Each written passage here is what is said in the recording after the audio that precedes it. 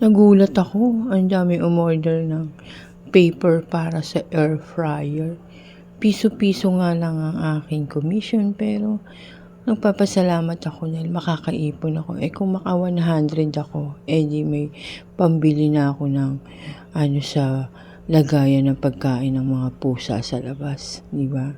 Thank you talaga sa mga umorder.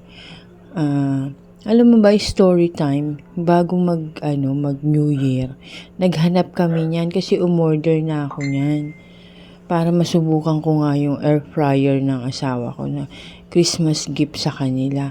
Nagpunta kami sa lahat ng grocerying sikat. Wala talaga. Umorder na ako niya.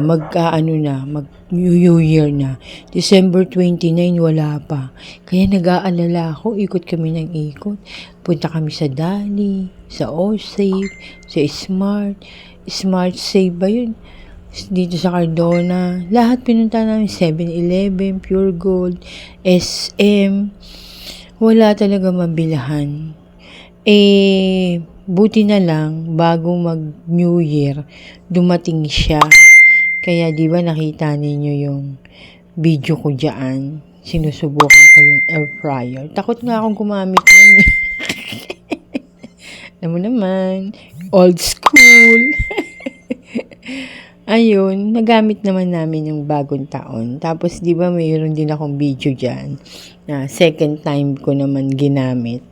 Ang ganda niya yan, magagamit ninyo talaga yung papel niya. Ang tipid pa, 100 pieces na siya. Pero napakamura.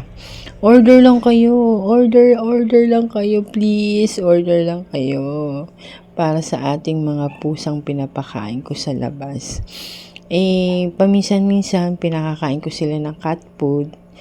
Pero mas malimit ang napapakain ko sa kanila yung tira ko sa pagtitinda ko. Kasi no choice naman ako. Kung laging cat food, mamumulubi naman ako. Kasi may pusa ako dito sa loob na 5, di ba? Tapos ang dami nila sa labas. Makikita nyo naman doon sa ina-upload ko, napakarami kong pinapakain. Buti nga hindi ako sinisita dito sa subdivision namin na nagpapakain ako. Yun lang. Click the yellow button.